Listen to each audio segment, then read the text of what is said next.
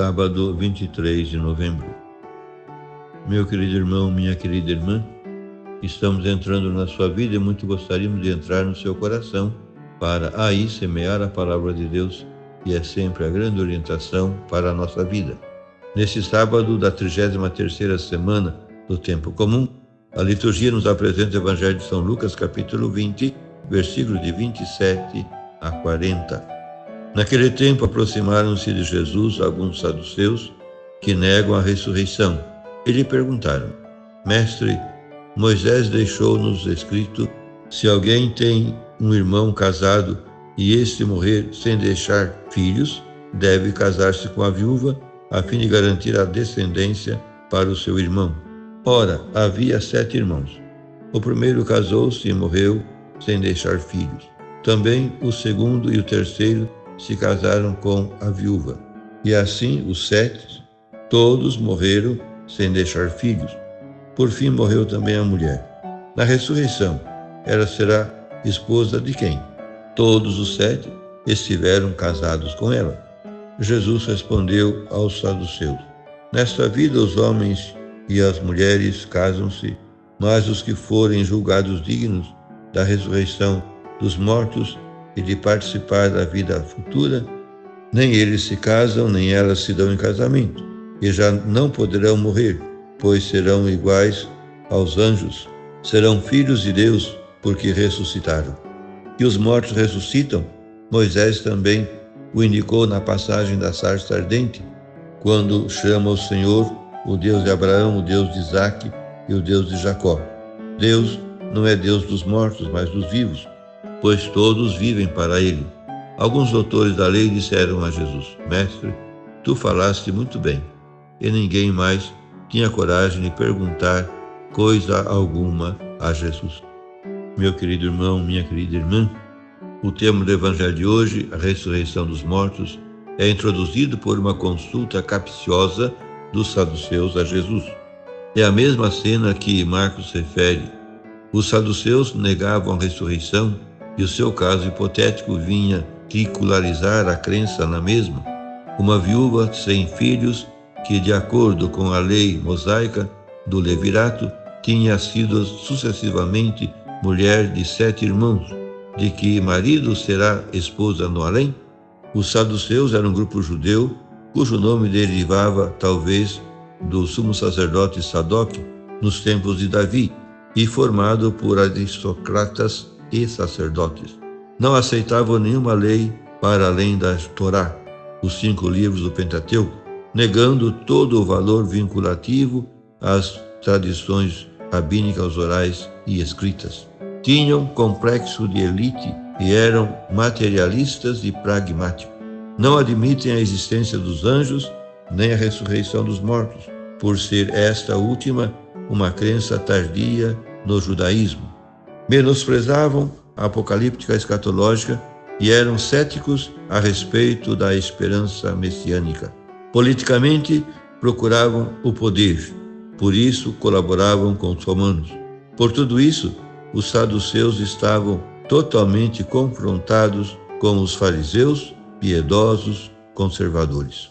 Pois bem, na sua resposta aos saduceus, Jesus nega primeiramente a necessidade do matrimônio na outra vida.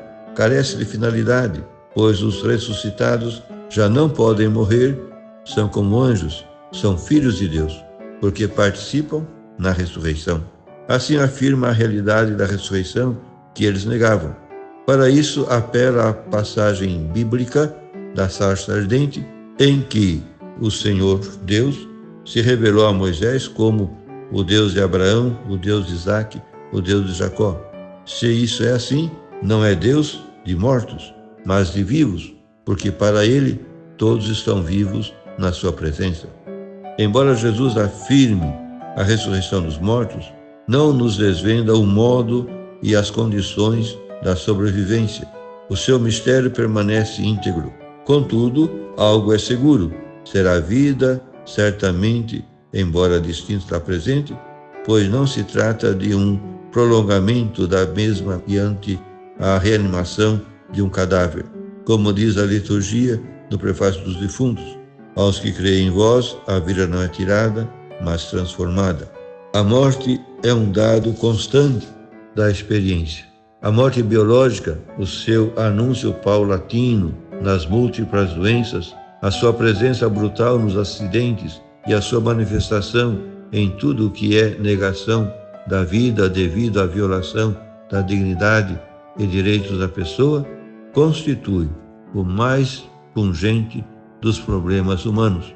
As ciências do homem, a filosofia e a história das religiões deram e dão respostas mais ou menos convenientes ao enigma da morte. É um final ou um começo? Espera-nos o nada ou outra vida? Somos aniquilados ou transformados? No final do caminho está Deus ou o vazio?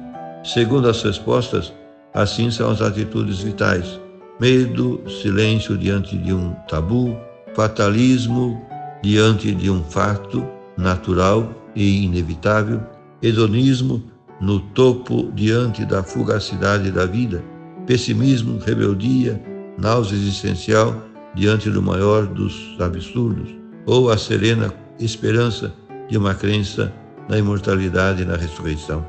Jesus Cristo, ressuscitado, é a única resposta válida para a interrogação sobre a morte do homem.